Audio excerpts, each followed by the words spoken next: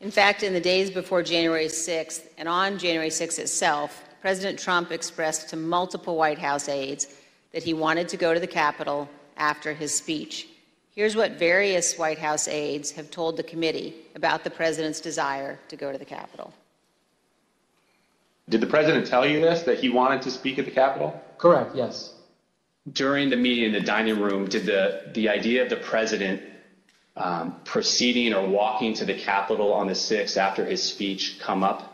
Walking to the Capitol? No. Driving to the Capitol? It came up. Okay, how did it come up and what was discussed? He brought it up. He said, I want to go down to the Capitol. What about him marching to the Capitol on the 6th? Yes. Tell us about that. So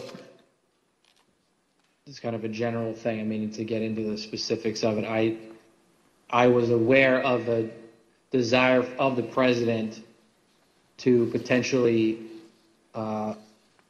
march to the or accompany the rally attendees to the Capitol. When did you first hear about this idea of the president accompanying rally attendees to the Capitol on the 6th? Well, this was at the 6th. This was during the after he finished his remarks. When the president said that he would be going to the Capitol during his speech on the ellipse, the Secret Service scrambled to find a way for him to go. We know this from witnesses and the Secret Service, also from messages among staff on the President's National Security Council. The NSC staff were monitoring the situation in real time, and you can see how the situation evolved in the following chat log that the committee has obtained. As you can see, NSC staff believed that Mogul, the president, was, quote, going to the Capitol, and, quote, they are finding the best route now. From these chats, we also know the staff learned of the attack on the Capitol in real time. When President Trump left the ellipse stage at 1:10, the staff knew that rioters had invaded the inaugural stage and Capitol Police were calling for all available officers to respond. When Republican leader Kevin McCarthy heard the president say he was going to the Capitol, he called you, Ms. Hutchinson. Isn't that right? That's correct. And in this text message, you told Tony Ornato, quote, McCarthy just called me too. And do you guys think you're coming to my office? Tell us about the call that day with Leader McCarthy during the president's speech on the ellipse. I was still in the tent behind the stage, and when you're behind the stage, you can't really hear what's going on in front of you. So when Mr. McCarthy called me with this information, I answered the call and he sounded rushed, but also frustrated and angry at me, and I was confused because I didn't know what the president had just said. He then explained, the president just said he's marching to the Capitol. You told me this whole week you aren't coming up here. Why would you lie to me? I said, I'm not lying. I wasn't lying to you, sir. We're not going to the Capitol. And he said, well, he just said it on stage, Cassidy. Figure it out. Don't come up here. I said, I'll run the traps on this and I'll shoot you a text. I can assure you we're not coming up to the Capitol. We've already made that decision. He pressed a little bit more, believing me, but I think frustrated that the president had said that. And we ended the phone conversation after that. I called Mr. Ornato to reconfirm that we weren't going to the Capitol, and which was also in our text messages. I sent Mr. McCarthy another text telling him the affirmative that we were not going up to the Capitol, and he didn't respond after that. And we understand, Ms. Hutchinson, that the plans for the president to come up to the Capitol had included discussions at some point about what the president would do when he came up to the Capitol on January 6th. Let's look at a clip of one of your interviews discussing that issue with the committee. When you were talking about a scheduled movement, did anyone say what the president wanted to do when he got here? No. Not that I can specifically remember. I remember I remember hearing a few different ideas discussed between Mark and Scott Perry, Mark and Rudy Giuliani.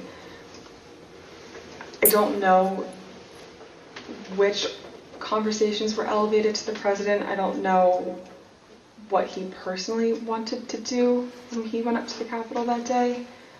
I know that there were discussions about him having another speech outside of the Capitol before going in.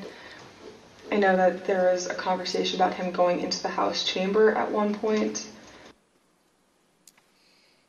As we've all just heard, in the days leading up to January 6th, on the day of the speech, both before and during and after the rally speech, President Trump was pushing his staff to arrange for him to come up here to the Capitol during the electoral vote count.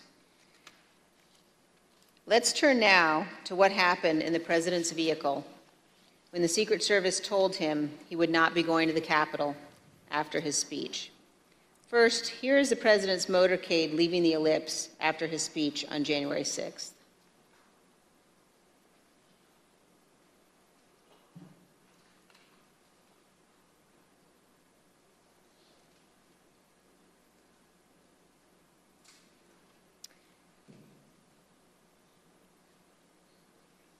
Ms. Hutchinson, when you returned to the White House in the motorcade after the president's speech, where did you go? When I returned to the White House, I walked upstairs towards the Chief of Staff's office, and I noticed Mr. Ornato lingering outside of the office. Once we had made eye contact, he quickly waved me to go into his office, which was just across the hall from mine. When I went in, he shut the door, and I noticed Bobby Engel, who is the head of Mr. Trump's security detail, sitting in a chair, just looking somewhat discombobulated and a little lost.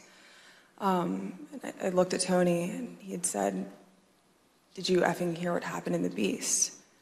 I said, "No, Tony, I just got back. What happened?"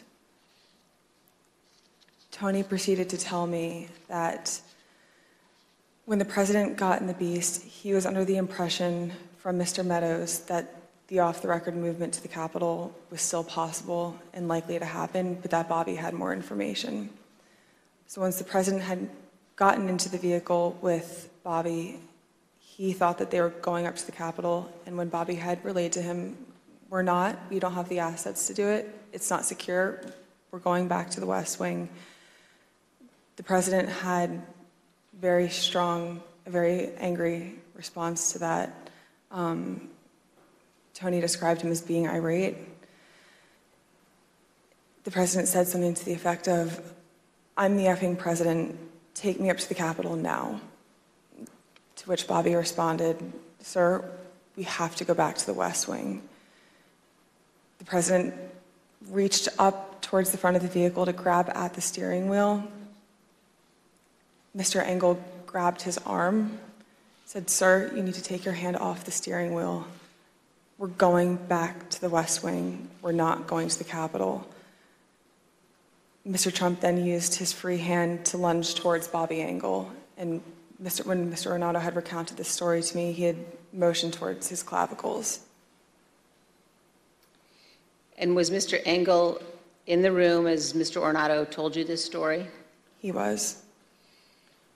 Did Mr. Engel correct or disagree with any part of the story from Mr. Ornato? Mr. Engel did not correct or disagree with any part of the story. Did Mr. Engel or Mr. Ornato ever after that tell you that what Mr. Ornato had just said was untrue? Neither Mr. Ornato nor Mr. Engel told me ever that it was untrue. And despite this altercation, this physical altercation, during the ride back to the White House, President Trump still demanded to go to the Capitol. Here's what Kayleigh McEnany, the White House press secretary at the time, wrote in her personal notes and told the committee about President Trump's desire to go to the Capitol after returning to the White House. When you wrote POTUS wanted to walk to the Capitol, was that based solely on what the president said during his speech or anything that he or anybody else said afterwards?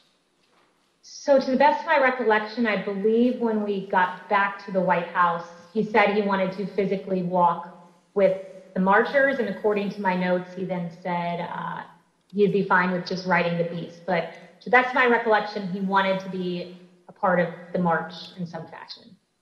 Okay, and just for the record, the beast refers to the presidential limousine? Yes.